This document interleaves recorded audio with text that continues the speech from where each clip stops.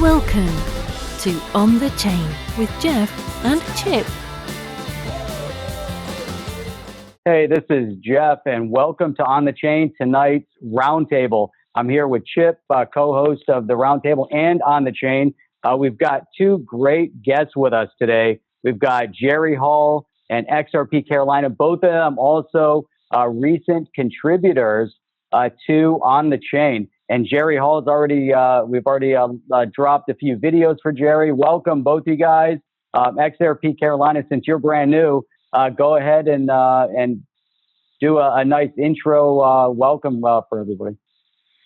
Okay, thank you so much, Jeff and Chip, for having me on. It's great to be a brand new contributor to the space. I'm very looking forward to working with you all on this endeavor. Thank you so much for having me.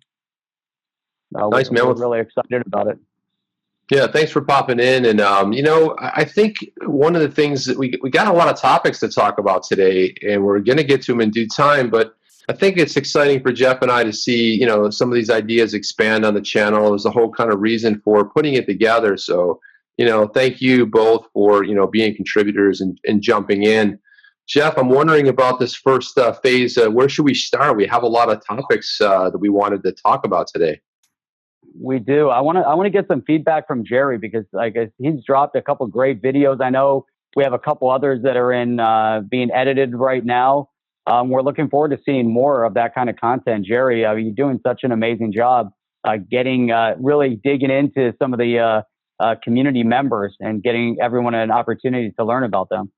Well, thank you. It was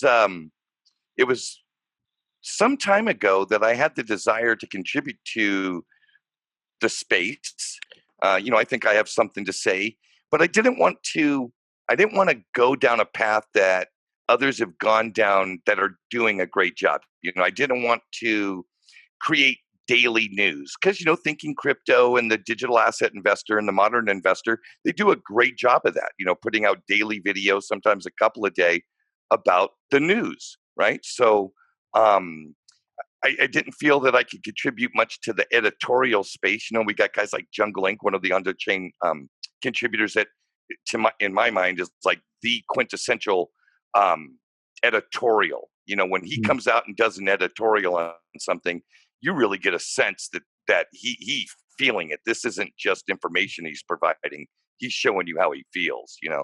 I didn't think I could do that particular genre service or any of the live stream stuff. Got Alex Cobb and Brad Kimes, they're doing a great job with their live streams, and they've got great audiences that participate. And I didn't think I could really contribute much to that space. But the idea of meeting interesting people and having a conversation and then bringing it to the community because they're community members themselves, I thought, you know what, that might just work. And I want to thank On the Chain for giving me the opportunity and a platform to provide that content because, truth be told, there's a lot to the tech that goes into, creating a channel. You got to maintain it. There's stuff you got, da. You guys make it very easy for me. I record a Zoom conversation. I send it to you. The next thing I know, it's being published. Easy breezy. So thank you for the opportunity. Yeah, man. Thanks. Yeah, it is good. I mean, it's kind of cool to think about how you might create. When we think about content creators in the space, one of the things that I really connected with the interviews, yes, we do edit them, but I try to just more or less not watch them. I like to be just like a regular viewer. I want to watch it and be surprised and hear the questions. The one you did with Justin Vargas was really great, and of course, you did one with Nordic Ann, and just really great because we know these people from Twitter. It's like XRP Carolina and I, we've known each other. We always saying hi to each other so long, but it's so cool to actually experience somebody in a different way. And I think that's really what's exciting about this medium is we get to have that sort of interaction. Although we kind of know of them, we don't know them. So that's one of the things that you're bringing and kind of one of the things we're doing here. Listen, we all participate in this community. Is that right, Jeff? I always like to throw it to 100%. Jeff. No, yeah. Catch me off guard. I love that. Yeah, boom. Boom. Was I listening? Yes. No, I was. No, I wasn't. That's exactly. That's exactly right. And that's why getting XRP Carolina up and running. I'm excited about that. Again, same thing, being able to interact on Twitter is one thing, and you hear that, a lot of great comments coming through, and now being able to engage. Now you get to put, a voice and a face to the content. To me, I think it's fantastic. I love it, and now we're able to keep expanding, we get more and more people involved, and then we keep getting people engaged in the roundtable. And that's amazing too, because now look, we're going to have a great sharing of opinion today on the roundtable. So far, we've only had 3 people on the roundtable. I'd like this, mix with, a 4th person, and, we'll definitely kick it off the right way. Chip, you know what? I thought would be an amazing way to get things started. And I don't know if you have anything prepared, but you want to do some rapid fire questions to go around the group. I know you could probably think of stuff off the top of your head. I can. Yeah, it might not be worth sharing, but it might. The stuff I write down is better because you'd be like, "Hey, what about the?" Oh, I have to rethink that one. But no, let's talk about. So let's talk about real fast. Let's name. Obviously, we're all big advocates of XRP, but let's go around the table here. Let's go with XRP Carolina, then we'll go to Jeff, and then to Jerry. But I want to know, name your top 3 digital currencies, and it's fine if you want to put XRP in that mix, or we already know you love it. But go ahead, Carolina. What are your top 3? Well, XRP is definitely my main one. Shocker. No. I also have a lot of hot holochain. All right. I'm hoping that does something because I have quite a bit of that. And VET is my next one. That's Gotcha. Top 3 that I'm into right now. Nice, Jeff. How about you? Number 1 is Yeti Coin, if you can believe that. Thank you, man. Represent. Respect. Yeah. XRP has been great. It's interesting. I look at the project, to see exactly what's going to come up, but I still believe in XLM. I know a lot of people mock it, but, I still have some faith in their project overall in the Stellar, even though, maybe it's the Stellar project and not so much the XLM token, but what they're doing in the space, what they're doing with IBM, et cetera. And there's a lot of other great projects out there, and I still have some faith in Bitcoin. I'm not 100% leveraged in each one of them evenly, but I still think that long term, Bitcoin is still going to be there. I think long term XRP is still going to be there. And like I said, I believe XLM is going to take a part in everything that is happening within XRP as well. That's my opinion. Nice. Jerry, what about you? In reverse order, so from least to most, I'm a former poker player, and so when I started learning about Casino Coin and what they were doing on the XLP ledger, how they founded that, how they wrote their code, and the active engagement in signing real partners in the space, I thought, you know what, I'm going to get a little piece of this, right? I know gaming from adult gaming, I'm talking about gambling, is a monster industry where this kind of technology could easily take root and flourish. So Casino Coin, and then I'm into VeChain. I think the use case for supply chain management and the ability to tokenize rewarding for use of the system, so the participants is where the value is created, and all the same network effects that come into play as we look at XRP are going to be in play there. And thirdly is Cardano. I come from an academic background. I've done a lot of schooling and study in my life, and to look at a project that is basically peer reviewed, follows a lot of the same scientific standards that a medical researcher might do as they're trying to provide or publish data for their particular study or research that they're doing for whatever they're doing. I think you're going to see academia fall in that model. So I think a lot of things that are going to be coming out of schools are going to have a lot of the same type of roadmaps. And I see a great future for Cardano. And then, of course, the king, XRP, holds probably 95% of my portfolio. Right on. Yeah. So, Yeah. what is something? I mean, my top three. Obviously, I got to go with Yeti Coin. Nice choice, Jeff. But yeah, obviously, I like what VeChain's doing. I think VeChain's a pretty cool project. There's I think the more I start looking at them, I just can't pull the trigger on any of it. I was just hoping I might randomly take something and flip it into some VeChain because I think it's a cool project, but I haven't gotten there. Let's go down a different path. What's if you had the work but you didn't need the money? What would you be doing right now? What would you be doing, Carolina? Most likely traveling. Yeah, I'm definitely looking forward to that day where I don't have to work and travel and enjoy it. Yeah. Where are you going? What's on your list of places to visit, like your top 5? Oh, Liechtenstein is one. Yeah, I've already been there. Nice. Pretty much just abroad, France, any safe place that to go, just to get away from the United States for a little while. Nice. Nice. Sweet. That's about it, really. Jeff, what about you? What would you be doing right now? If I didn't have to worry about anything, self-sufficient, Yeah. politics. Nice. I'd be 100% interesting. 100% in politics. Be running for office. Good. I wouldn't hesitate. I'd be running for office. Yeah, I think that it makes a big impact. One of my beliefs in that space is that you need to be relatively self-sufficient by the time you run. You can't be in a position of potential manipulation, which we've seen, people go into that position, or a position of reliance on that job either, so you want to be able to know that it doesn't matter, that you're there for a different purpose, and unfortunately it doesn't exist, plus people are going to throw a lot of garbage at you when you do it. So you want to make sure that there's nothing, it's not going to impact your life in any way, shape or form. That's been, top of the list. Gary, how about you? Well, I don't work.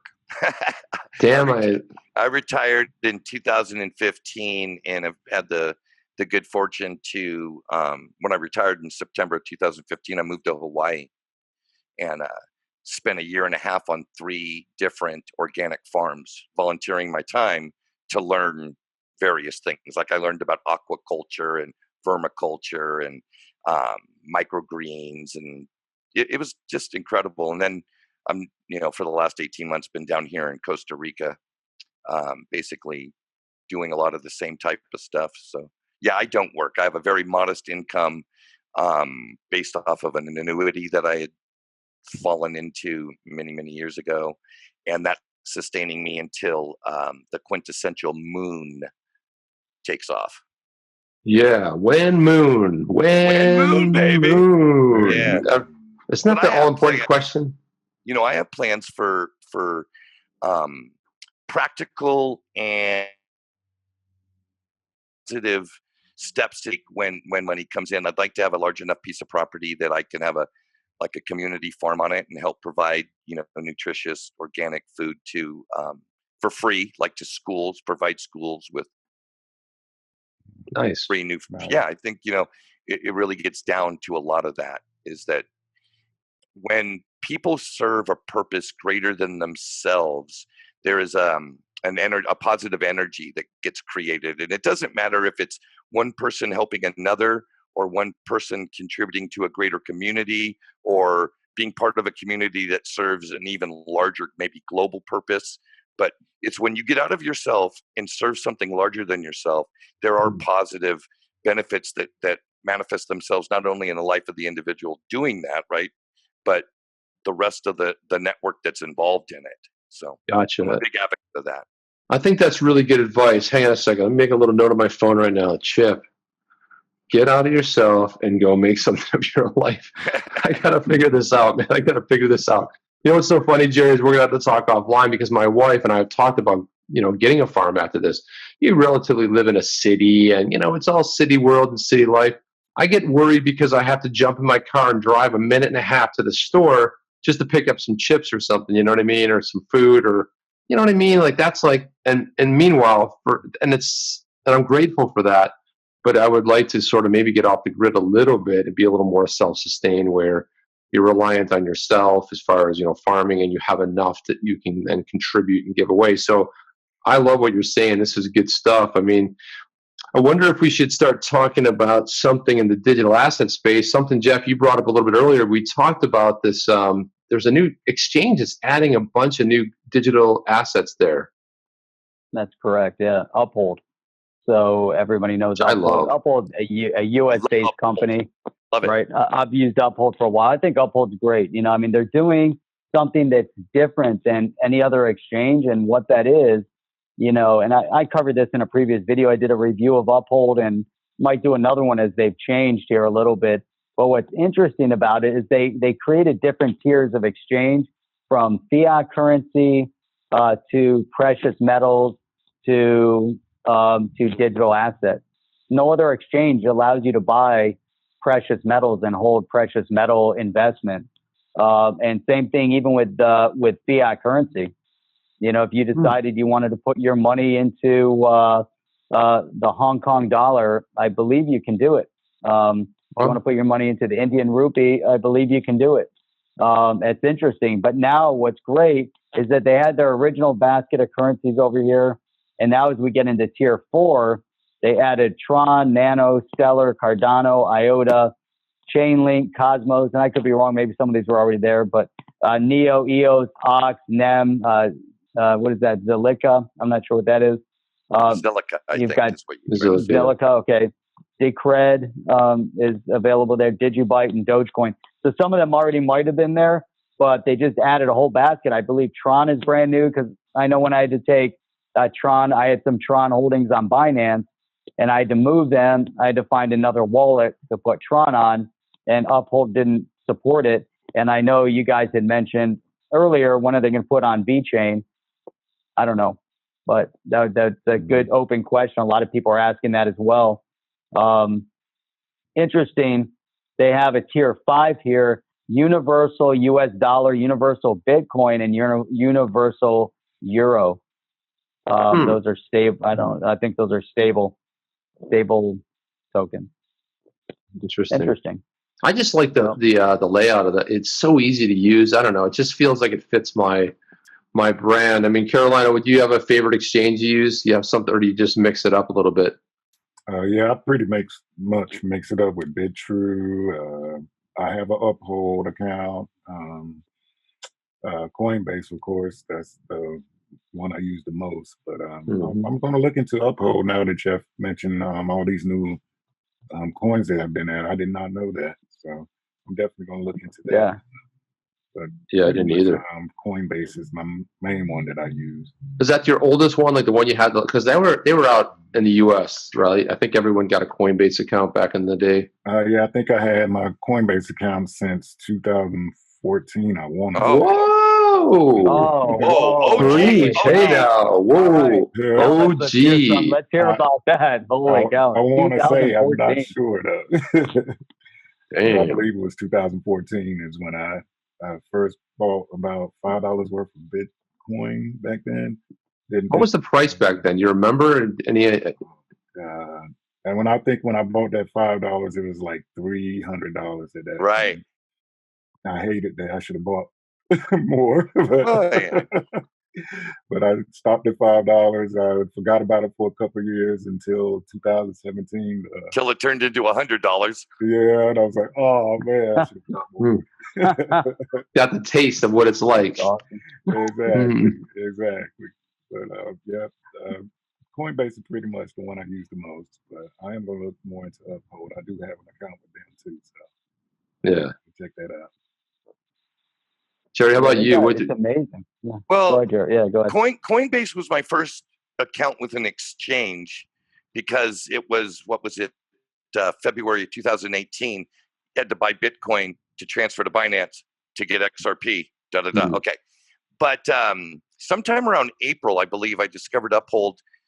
One of the things that I loved about Uphold is, number one, it's not an exchange.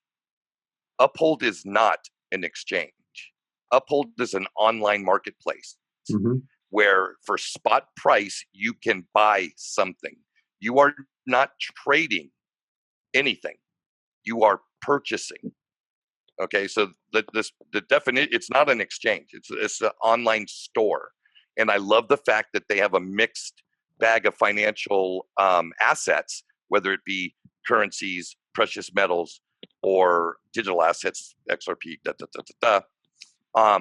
and the ability to link my bank account to it.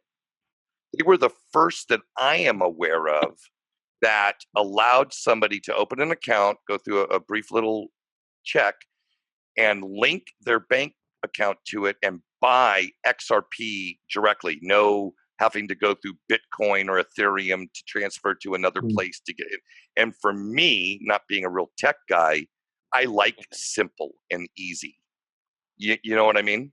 Yeah. I just like simple and easy. So I'm a big fan of Uphold. I still have an Uphold account. I still have assets, some assets on Uphold, and to right now. So I'd say with XRP going on Coinbase, I've just bought some on Coinbase not too long ago because I wanted to update my banking information and do the new W-9 form and da-da-da-da-da. And while I was there, I did spend $50 to buy some more XRP when it was sitting at like 21 cents or whatever. There you go. Yeah, it just means that like 7 or 8 more days of top ramen for dinner, but it's worth it. And I have a BitChew account, and I did BitChew because I like to dabble and support new things that are really supporting the XRP ecosystem. And I think BitChew along with CoinField are two of the up and comers that are really trying to do something in the space that supports the XRP ecosystem. And I want to support that in some way, shape, or form. And so I do. Yeah. Well, there you go. And there you have it.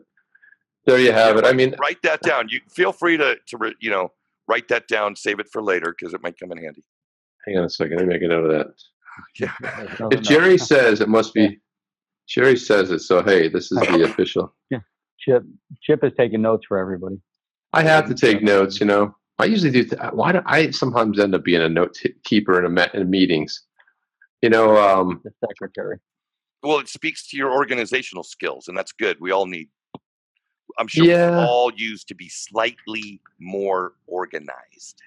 Well, I think we all fall. I think as humans, we all fall into that category. I mean, I think that we're not inherently, like I try to explain this to my wife. I'm like, look, I understand you're talking to me right now, but I am doing this other thing.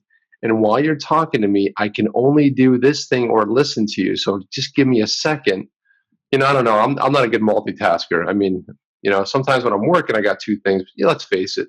Women are phenomenal at this, right? My wife can be doing 6 things at the same time. Great. That's why I destroy the kitchen when I cook. I just can't figure this stuff out. There's sauce all over the place. Got stuff on my face, on the floor. Always. Every time I cook, it's the same way. Then my wife comes in after. How come you didn't clean everything up? I'm like, I'm eating right now. What do you want from me? I'll clean up after I'm done eating. I don't do it while I'm gotta focus on the cooking part. Cooking's important. Yeah, that's all important. So there's some other things going on in the space. Jerry, what about some topics that you were looking at? I know we talked about some things. What would you like to talk about next? I know you brought up a couple things related to XRP in the community. Well, I'll tell you, I feel, number one, that we're absolutely blessed to be in a time and space where very tangible, real things are happening at a frequency that is unmatched. I can't remember any other time in my life as it pertains to tangible, real, impactful, value-added news as now in this, as it pertains to XRP. So some of the things I wrote down just as notes that I thought were very, very, very interesting is SBI using XRP as a way to supplement dividends to their shareholders, which I'm sure many of their shareholders are not involved in digital assets whatsoever. I think that is brilliant. I think Ripple returning the December escrow, all 1 billion XRP back into escrow. I think that is monstrous, and I'm really Let's talk excited about that. that for a minute. Yeah, let's talk about that. Everybody all have opinions on that. I think that one's huge. Yeah, let's go over All that right, one. so I'll start. Give us your opinion on that. Yeah. So one of the things that I've noticed is, regardless of the fundamental value-added news, signed contracts, partnerships, corridors being announced, publicly traded companies coming out in their quarterly reports talking about our investment of XRP, which is all positive and huge, there has been, since the beginning for me, a monthly downward pressure on the price, and it's a direct result of Ripple selling XRP. That creates downward price pressure. New inventory is coming into the circulating supply, whether it be OTC or not, it doesn't matter. There is demand. It's being gobbled up by what Ripple sells, not by the value metrics as it pertains to dealing with retail exchanges. So you know this, and you accept it, and you go, okay, at some point the demand is going to exceed what Ripple sells every month. Well, for us, it hasn't happened, i.e. the price tells us that. But for them to come in now, right, and say, listen, for whatever reason, and we're not disclosing it, we're just going to quietly return every XRP that came out of the escrow for December back into escrow. In other words, we're not selling any of it, which forces any demand to seek other avenues to get it. To me, that's huge. If you follow supply and demand economics, this is huge. Now, one time, who knows what results will be produced. But if you can speculate just a little bit, let's say XRP Ripple decided to go on a 6-month plan where every month the entire 1 billion goes back into escrow over 6 months. What would that do? I'm speculating, but it's very, very interesting, and I'm excited about it personally. Based off of supply and demand economics, it's, to me, a very intriguing story. Yeah, I'm kind of mixed on that whole thing because it's been part of who they were in their white paper since the beginning, since 2012, what their planned rollout was, right? And I know that people, I think because of this extended sort of bear market, man, people are grumpy. They're grumpy. They're poking each other in the eyes. They're slapping everybody, and they're getting like, "Hey, man, and like, dude, what? Come at me!" It's like everyone starts flipping out on Twitter. And mostly because we're afraid, man. It's like we've been talking about this. We've been excited about it, but yes and no. I don't necessarily think it's a good thing. I think a company has to stay on point with their mission statement. If this is what they said they were going to do, commit to it and do it. Don't have second thoughts about it, because it really makes me question the company as a whole. That's just my take on it. I know what you're saying, Jerry, and I don't disagree with what you said. But again, it's like if you're going to come back off that, then what's next? Well, we were going to do this, but then it starts becoming a little wishy-washy for me. What they're basically saying is, they're basically saying, because it's a leadership decision. And if you're going to do this and you announce this from day one, either you change the way you're going to do it, because let's face it, 100 billion XRP, and we have close to 50 billion in the ecosystem, right? There's another 50 billion out there. It's essentially, it's going to come down, like you said, supply and demand. And, the whole reason that Bitcoin's doing amazingly. Oh, we lost you. There you go. There you're flickering. I feel like I'm in a Star Wars movie right now. Help me, Obi-Wan. So, it's kind of a weird thing. It's like, yeah, you totally sort of flickering and you totally got me. But I think the companies need to stay on their thing. And if they announce they're going to do something, just stand behind it, because then what happens? The community starts going, oh, the whale alert. Can we, Chip, can you rewind that? Circle back on that. So I've heard you say 3 times the company said they're going to do something, and you believe what they're doing is in conflict or contrarian to what they said. What did they say? Well, what they said was how they were going to do the releases. They announced very early days, how they would release 1 billion into the ecosystem. Unless I'm wrong, I might have to go back and review it. but this was planned rollouts. This isn't like, hey, you know what we'll do to the community in December, right before 2020? Boom, there goes $1 billion XRP. This is something that's planned. I believe it's part of their white paper, and I might have to review it. Maybe I'm wrong, but this was a planned rollout. This isn't something that they just kind of like, they did something internally. That's what I'm saying. I hear what you're saying. They added the escrow after the fact. I think I'm not sure if they added to the white paper. It's in the development. You go to the developer website. They talk about escrow.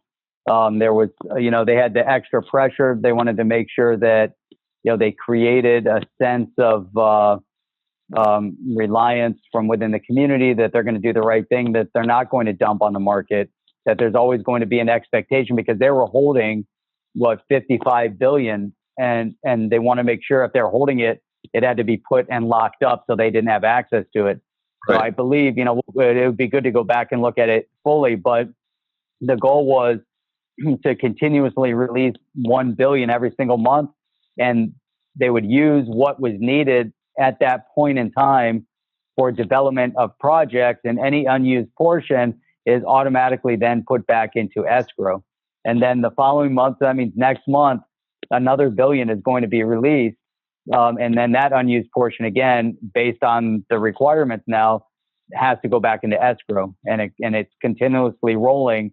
I think it's a 55-month period. So it all goes back to that 55th or 56th month, or whatever it is, and continues going forward. So, but yeah, I don't know. So what does it really mean then? They have an unused portion. Did they not? They're saying they have enough money out there. They have enough XRP out there to do what needs to be done at this point in what it would have been in November at that point. So now come December, it might be a whole different picture. Maybe they're going to need all billion, but even the last one, I think they only utilized, 200 or 300 million of it, and then they put a bulk back in. And so they're tied to the $1 billion escrow releases. At some point, it's not going to be $1 billion anymore. Maybe it will. It'll continuously be $1 billion, and they put the unused portion back in. They got $1 billion and put it in because it's all tied up. But how could you take out $1 billion if you already used? Let's say you put back 750 million, then the escrow is for 750 million. So that's going to be what's going to be released, in 50 months, 55 months, or whatever the time limit is. 56 months. Yeah. 56 months, right? Yeah. The point, from what I understand, Ripple's responsibility to be good stewards of the ecosystem is to grow value for their customers and their shareholders. That's their fiduciary responsibility as a company. Mm-hmm. They don't have shareholders. It's not a public. Yeah, it's not a public company. You want to bet? Yeah, they have investors, but do they investing have is different than no. You guys need to understand. Just because they're not a publicly traded company, do not mean they do not have shares. They do have shares. They have owners in the company. Right. Privately held shares. Privately held shares they of Ripple. We're talking about shares nonetheless. Yes, we're talking about Ripple, not right. Okay, good. Okay. And yes, there are shares, and they're privately held shares. But many different people own them. They are no different than a publicly traded company having shares. Agreed. They're just in a different classification. So they have a fiduciary responsibility to their shareholders. They have a fiduciary responsibility to their clients. Now, one of the things they have said over and over and over again in many different ways is for the value on the rails to increase, the price of XRP needs to increase so that it can carry that load. Now, I'm not saying that that's their intention behind not selling any in December, but it sure would go to make sense that if we have 50 billion in circulating supply now, and the value contained for XRP is at 22.77 cents, that if a bank does want to move a couple of million a day or 3 million a day or 100 million a day, the existing market makers and exchanges involved in any of those networks don't have the capacity, right? Well, how do you get capacity up? The price of XRP has to increase so that the capacity of the systems can increase. Well, how do you get the price of XRP to go up? Well, XRP is valuated on retail markets. OTC desks are derived from retail market prices. Ripple's programmatic and systematic sales are a direct result of retail market pricing. So how do you get retail price up? Supply and demand. There has to be more demand than supply available. Well, Ripple is the only one that does the supply. Completely different than your proof of work people that are having miners produce their asset on an hourly basis and sell that, what gets produced from their mines, into the system. Ripple's the only source of XRP. There is no other entity. There are people that have bought it after the fact that might decide to sell or trade what they own, but there is no tap. Ripple is the only tap there is for XRP. Everything else is secondhand bathwater. Previously owned XRP. They're the only source for new XRP, period, bar none, into discussion. They drive supply, availability. Yeah. End. Done. Yeah. What do you think, XRP, Carolina? He's going to say Jerry's full of shit. No, Okay, you can't say it now because you already said it for him, but he feels better anyway. I mean, that did kind of baffle me with the 1 billion sent out, released, and 1 billion returned. And I thought that Ripple said they were going to cut back on the OTC distribution of it and force other entities, like financial institutions, to actually buy retail on it. So I thought it was a good thing to see them return it, but I could be wrong. I'm not a financial expert, but yeah, I thought it was a good thing to see that 1 billion return, forcing other institutions to buy through like retail methods, but I could be wrong. But Jerry, I understood what you were saying, and I do agree with you on that. Ripple does control XRP. It's the only place you can get it. So it's the distribution of that falls upon Ripple. So I do agree with that. I disagree. There's no other reason but just to disagree. No, I do think you're right in the one sense of it, though, Jerry. But the reason that Bitcoin, the price of it, we think they don't even know 3 to 5 million are lost. There's 21 million mined ever. Think about that. You compare that to the XRP ecosystem. There's a pretty large discrepancy, right? So it is scarce. I mean, it's one of the reasons that just getting it. And when you look at the people that actually own it, it's something like 80%, the 5% own 80% of it. So it's even more scarce. And even though it's controlled in the rollout, but it would be drastic if all of a sudden that other 50 billion were released in there. So that this whole idea of time releasing does make sense from everyone's perspective. Don't want to flood any more market with it. But I'm just saying that at some point, if it didn't work for December, it's okay to release it, and whatever doesn't get sold, move that back to escrow and continue to do it. But I don't necessarily think that we're sitting in the low 20-cent range because Ripple releases or doesn't release. The idea is that speculation can move markets. I think what we're really held up on is the whole regulation. I don't think banks, when you see Bank of America putting a patent out there, but they don't actually act on it because they don't want to act on it. They don't want to take that next step. It's going to be too painful for them. I mean, Jeff, how much do you think regulation kind of is impacting what we're seeing with regard to price these days? That's a great question. I mean, I believe firmly in the utility aspect of it. So a lot of what Jerry's saying is accurate. You're going to have pressure on supply and demand of that product. Right now, it's speculative demand. The banks aren't taking full utility, utilizing the full ODO solution. So there really is no pressure of demand coming from the banks right now. Right. And that's another reason why Ripple doesn't necessarily need that full, $1 billion right now either. They're going to put it back into escrow. Can the banks go out onto the open market and start accumulating? If they need it, they might.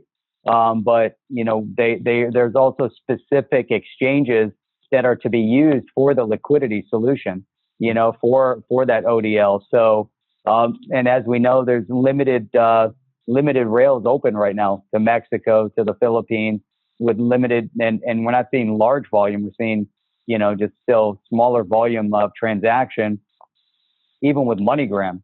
So MoneyGram on their one rail into Mexico, only 10% of the transactions, at least on the last info that I read, I don't know if it's changed, but it's only about 10% were utilizing ODL, the X Rapid component. So I think we're starting to see banks move slowly. What's holding them up? Is it testing the waters, or is it full regulation? Because here's the big, the big question.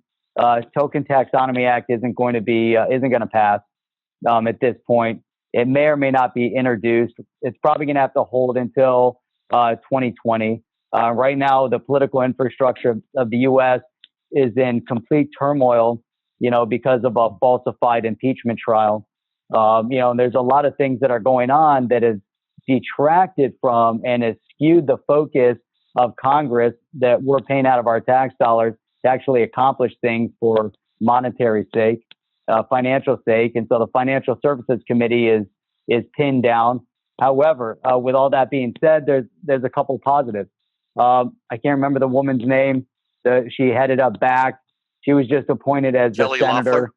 Yeah. Kelly, yeah, exactly. So that, and even Warren Davidson is saying, hey, we've now got her in the Senate. That's a huge move. There's a lot of good things that are happening from a regulatory perspective. I believe it's got to happen. I also believe that regulation is what's stifling a lot of the movement in the United States right now. From that perspective, banks have to do things based on the legal framework. And banks also move very, very slowly in their thought process. I think that's one of the differences with some of these exchanges that can move very rapidly because they're not bogged down by the technicalities of the banking infrastructure. I think that's a big play. And I think there's another big component that we're overlooking, which is this lawsuit that's still hanging over Ripple, which now it says that oral arguments are scheduled in the case for January 15th. So there could still be some lingering doubt as to whether or not XRP is a security. And with an open case like that, obviously you could look at it and say, you know what, maybe it doesn't even matter from a banking perspective. Maybe it doesn't matter from Ripple's perspective. Maybe it does. I don't know. If XRP was deemed a security, what does that mean for the financial stability of Ripple? Is that going to have a direct impact on their financial stability? Is it going to impact their project? Are banks looking at that at all?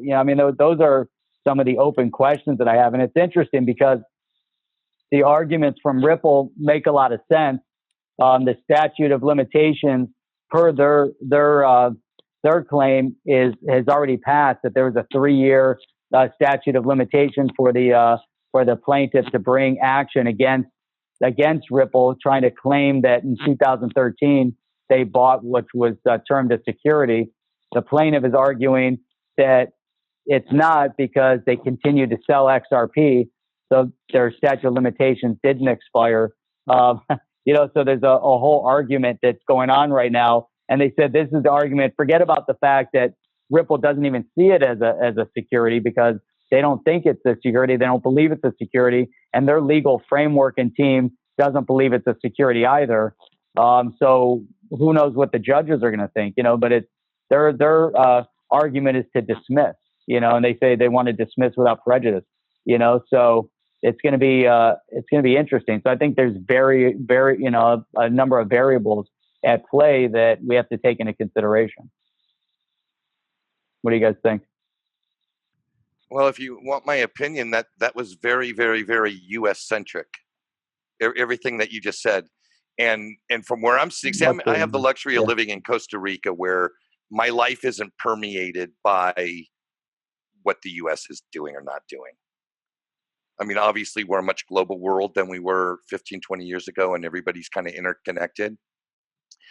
But, I don't see regulations or the lawsuit with Ripple really having really anything to do with the progress of where we're going. I mean, you could make it a security in the United States. It won't be a security in England or Japan, in any of the number 2 to number 10 largest economies in the world. So, as far as the rest of the world cares, it's like big deal. And they're already, we already have a legal precedent in that we have a United States publicly traded company, MoneyGram, transferring US dollars to Mexican pesos through 2 different exchanges using XRP. What more regulatory clarity do you need for anything under a bank? So United States corporations could join, if they decided to, could join RippleNet, start utilizing all those features. Mexican corporations feeding into the United States from peso into dollars. The 25,000 other money transfer companies in the world coming in and out of the US. So we already know there's baseline established practices, right? Established good practices where the United States dollar isn't the issue for getting money in and out using XRP. So what is it? Well, obviously it appears at this particular state of the game, it's specific federal banking license requirements. So any entity that is not a licensed bank, right, licensed through a federal regulation or even maybe 1 or 2 particular state regulations, it's green light. We have a green light. We could have 100 different USD to blank pairs if there were companies that had the other side of that coin taken care of. And we're already seeing them start to roll those out. Let me play I think that's what's back. Yeah. I was going to play devil's advocate for a second. Oh, please do. Just because I think I understand what you say about the U.S. First of all, a comment I wanted to make off what Jeff said. Since banks move very slowly, it's one of the reasons that they still like to use SWIFT, because they're just in that ecosystem. Sorry, it was a bad joke, but I think the U.S. matters. Here's why the U.S. matters. One of the largest economies in the world, has the greatest influence in the world. And as the U.S. goes, you'll see it just like a tidal wave engulf everything else. And it doesn't mean that what's happening in Asia and what Japan's doing and the lead that they're taking and other places, but I think it runs a little bit deeper than this. I think when you look at the U.S. being able to sanction because of the whole SWIFT ecosystem, sanction countries that have gone off the rails, doing something that the U.S. so-called objects to, that's a fair argument, and an argument that really endorses why the digital currencies are very useful. But I just don't know if I agree with you in a sense that, okay, you're right. If in the U.S. in this trial they say, well, you know what, it's a security, and you lose, well, it's one judge's opinion, and guess what? We have something called the Supreme Court. It rolls up, and it's going to get challenged. It's going to go to a higher court eventually. But by the same token, can you necessarily say that XRP is a security when the SEC, I think it's the SEC, has already deemed that Bitcoin and Litecoin are not, right, or Ethereum, right? So it kind of follows suit in this arena, but I think that's the reason that the U.S.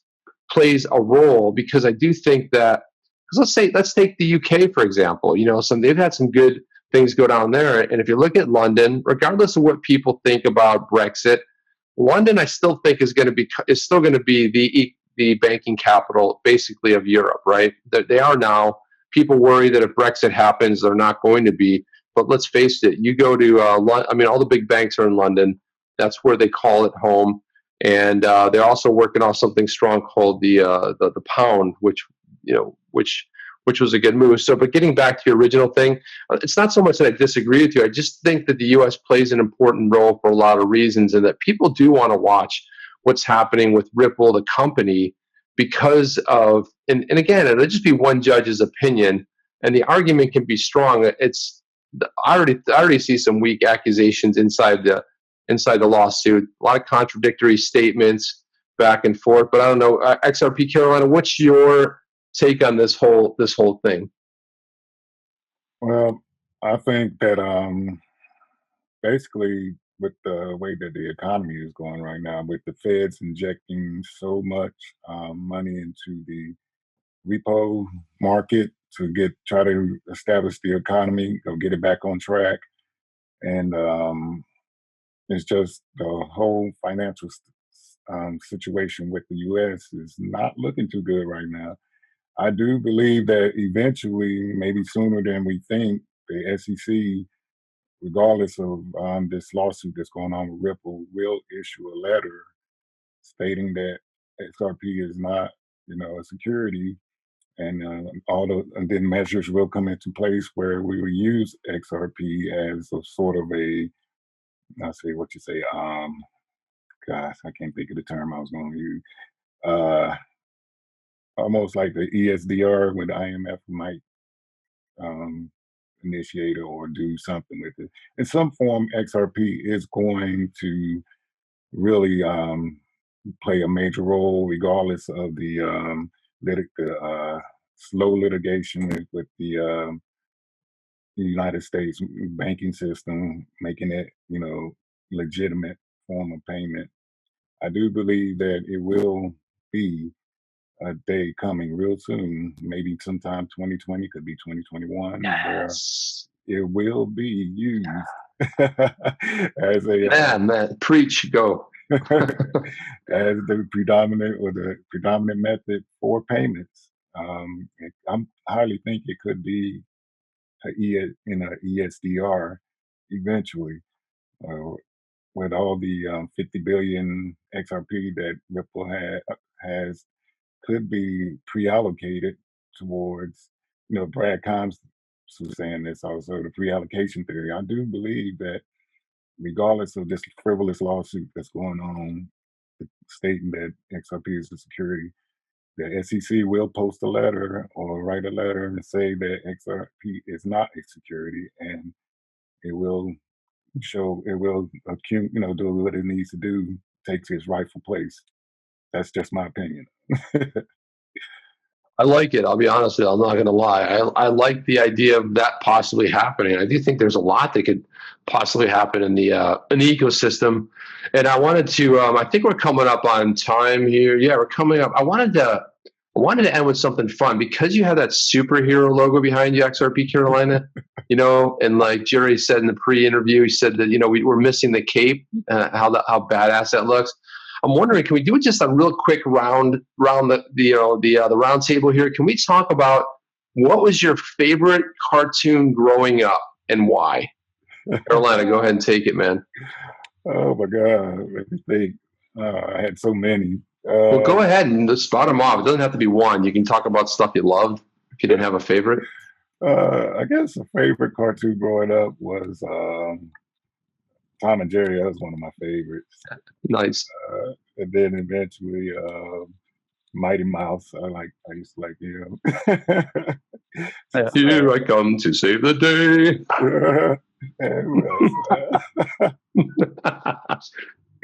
Anyone else?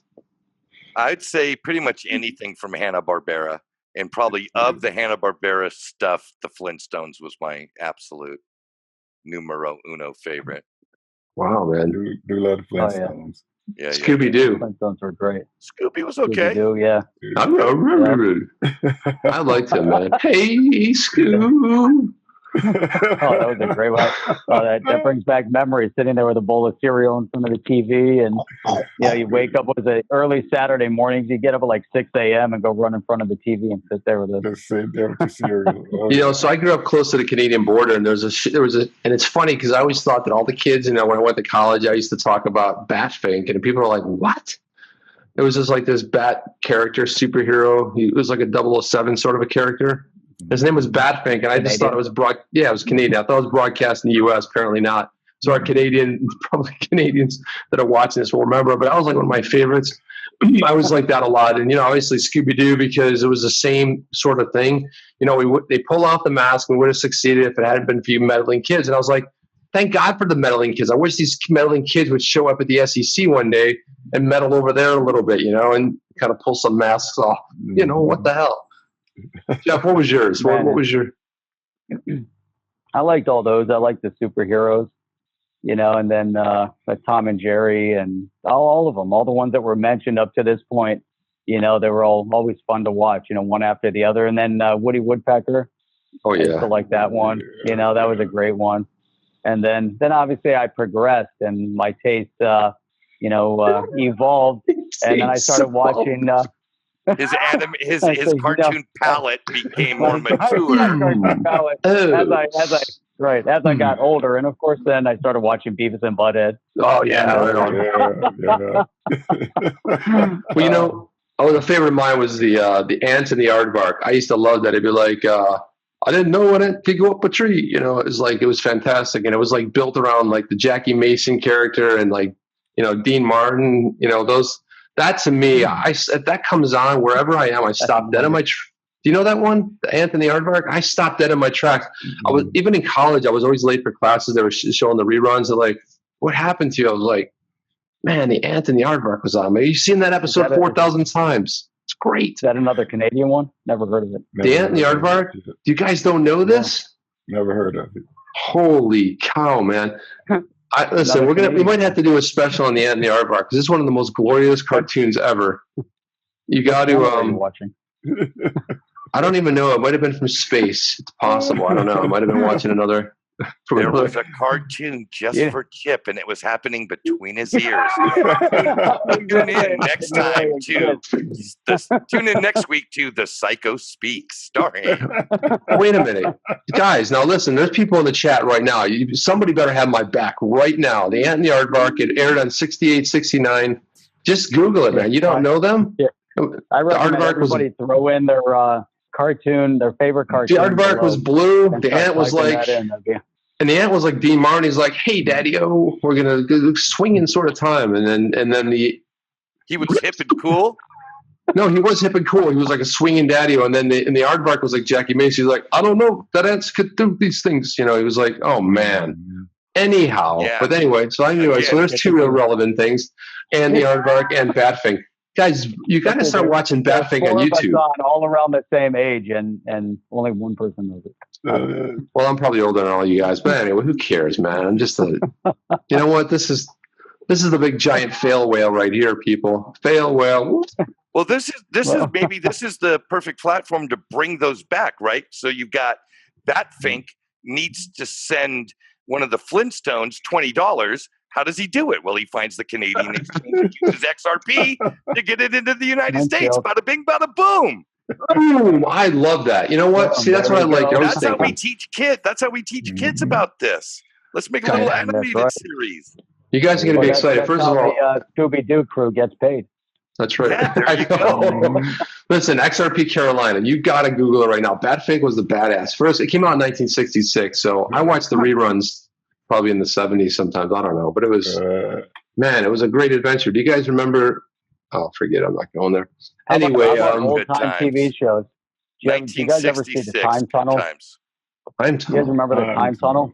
No. All right, now That's also from like the 50s, 60s time frame. Time Tunnel. It was great. Yeah, the two guys, Doug and something, they go into the time tunnel and they get pushed back, and they're always trying to rescue them and bring them back, and they obviously never succeed. Now that I see the open with the Chip, you remember back when television screens were this big? Yeah, black and white. Yeah, I remember that. But the screen was this big, but it had to be in a cabinet the size of a dresser for all the tubes and transistors that were in the back. That's the truth, right? Yeah, my parents had one of those. Yeah, it was awesome. Yeah, I remember my grandmother had one. Yeah, so funny. Yeah. Well, man, there's so much to talk about these TV shows and stuff, man. How about the TV shows? Anyone have any old, like, when you were a kid, you used to watch? One that this is another one that people don't remember too. I'm not even going there. Joe, you go first. Well, I'll tell you. So television was a medium for my parents. I only controlled the television Saturday morning. Other than that, I was, television was to be seen, not controlled. They handled the control. But I remember distinctly actually enjoying MASH. Oh, And I'll be honest, I had a slightly emotional response to the last episode, that knowing that it was no longer going to be part of our Wednesday night lineup. Yeah. wow, you remember what night it was on? That's incredible. Yeah. I remember watching that last show. That was pretty good. I'll be honest, I made that up. I don't remember if it was Monday night, Tuesday night, or Friday night, but it was one night a week where I could, I knew what was going to be on television. It was going to be MASH, and we were going to watch MASH. That's weird. I thought you were like more of like an A-team kind of a guy, like, I'll pile in the van and go on an adventure somewhere. I was kind of more like sneak out of the house and smoke a joint with some friends around the corner kind of guy. Okay, now here we go. That was the truth of my existence back then. This is where we cut back to XRP Carolina. Now, I'll tell you what, in the 70s, there were some amazing TV shows in the 70s, man. And, it's like, I look at stuff in the 70s. There was some goofy, campy stuff.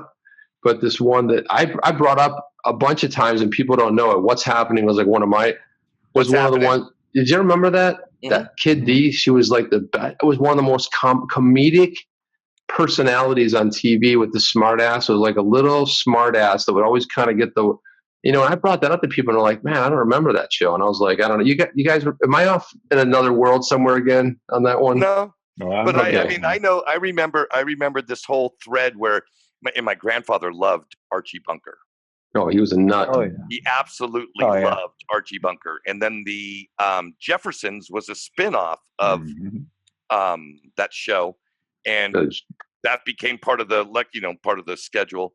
Yeah. And there was a whole bunch of those, like Maude and Rhoda. And I mean, in the 70s, Mary Tyler Moore was huge in our house. Now that I think about it, television. Good times. That was a whole thing. Yeah, television. There was a nice ecosystem. And then there were weird things there wasn't much else. There really wasn't anything else. Mm-hmm. You had television, or you didn't have anything? Archie Bunker was a UK show. Did you know that? Originally? Originally. Yeah, and they brought it over to the US. It had a different name. We've done a good job of stealing and mimicking anything successful. Yeah, like The Office, we took that one too. But theirs ran for like 10 episodes. Ours ran for like 15 years and 100 billion episodes. You know what I mean? We have longevity. We're good at stealing stuff and turning it into Carolina. Well, what's your look back in history? Favorite shows? I guess growing up, I used to like Mork and Mindy. Oh, there you go. I don't know, man. That was a weird show. I don't know. It was weird. I didn't like that show that much. I liked it for some reason. And definitely 18 was one of them. God. Dun, dun, dun, dun, dun, dun, dun. Exactly. Yeah. I was always into sci-fi, so I mean, I like the V, that show V that used to come back. Oh yeah. I remember V. I liked awesome. it. I love it. Had 2 seasons, right? I think it was about 2 seasons. Yeah, V was great. Well, I'm in love with the lady. Oh yeah. What was her name? Marina Bacala or something like that. Yeah. Totally in love with her. Yeah. Well, that was a good one. I did love that show. I did. Yeah. I can't think anymore, but mostly sci-fi things was my thing, and I'm still into sci-fi actually. But yeah, that's about it. I have a question for you guys in Carolina. Has anybody had an opportunity to see any of the stuff coming from the new Disney Plus, like The Mandalorian? That's what I was just going to ask. So funny. Yes. It's the only reason I want to watch it, really. I've seen the four episodes. Really good. I can't disclose how, but I can tell you that I have seen them. And getting us in all kind of trouble today, Jerry. It's well made. It's well made. It's wonderful. It's not at all like what I thought it was going to be. Is it edgy? I wouldn't necessarily say edgy. You know what I would say that it really is doing? It's deepening the overall Star Wars universe. It's giving us a look at another perspective and another way of being. There are other cultures, and then this Mandalorian comes from that. Yes. Nice. And the visual effects are just, I mean, it's top notch. Yeah, it's created by a 16-year-old in his basement now on a computer. It used to be done by like 400 men, 1,000 man hours. It's amazing, right? I mean, now they're producing this stuff for TV. It's getting crazy, man. There was a show on a little bit ago that I used to like that was it was only on for a couple seasons. Did you guys watch the 100? I liked that. Oh, loved it. Yeah, love it. I missed this last season, the 100, where they basically they left the Earth because of a nuclear fallout, and then they come back 100 years later. But they send the kids that are bad down there first, see if it's going to work out. Yeah. That was a pretty good show, man. It had some pretty. It really is good. That was originally a Sci-Fi Network. Oh, was it? Yeah, I really like that one a lot. Sci-Fi has done a lot of good stuff that is now recycling its way through Netflix. Yeah, the other show that my wife and I watch a lot is I'm a big Walking Dead fan, but Naked and Afraid. That is the greatest show ever created, man. They're out there and they're like, "Oh my God, I'm dying," and they're like, "Come on, man, it's 50 degrees." Meanwhile, I go out when it's like 57 degrees. I got a hoodie on. I got like gloves on. Hey, Chip, where is that? Naked and Afraid. Where can I find it? Naked and Afraid, you can probably find it on, they've done like 10 or 12 seasons of it. And what it is they take one woman, one man, generally probably opposing views that are not going to get along. They come from two different worlds. And they have to work together for 21 days with no clothes, no food, no water. They sometimes they can bring one item, which is usually a knife and a pot. But there's another one called Extreme, which they got to do 40 days. Man, I want to tell you, where is this Naked and Afraid? Where can I find it? Naked and Afraid. Well, geez, Jerry, I'm not the TV guide here, but I'm going to. Well, you bring it up. Well, I know I'm going to, but you know what it is? I watch it on demand. So I'll tell you what network it's on. Naked and Afraid. No, that's okay. They'll just not have one more viewer. That's okay. Listen, man, you got to go check it out. I'll tell you what it's on. Discovery Channel. It's on Discovery. Thank you. There you go, man. Well, anytime, man. Look at this. We're shilling all sorts of stuff today. Hey, we're having fun. On the Discovery Channel. That's awesome. The pop culture segment of today's show was brought to you by the Discovery Channel. Naked and Afraid. Now, if you want the poor man's version of Naked and Afraid, Jerry and Chip will dance around in the living room naked in like 5 minutes. Carolina, tell them. Carolina, tell them that ain't happening, please. See, the second part would be all right. Thank you. And the afraid part would be all the viewers. Yeah, why are you picking on me, man? I want to just sit here and mind my own business. Listen, man, I'm going to go back there, take that computer screen, and pop it over my head. If that happens. It is the greatest show ever. That and Walking Dead, but that's another whole roundtable. Walking Dead, bad. I think so. Do you remember when we started this, Jeff? I said I was going to keep track of time. I lied. We're at the hour. We're over the hour mark. No, I lied about that. We're way over, man. We're hour 20. No, we're not that.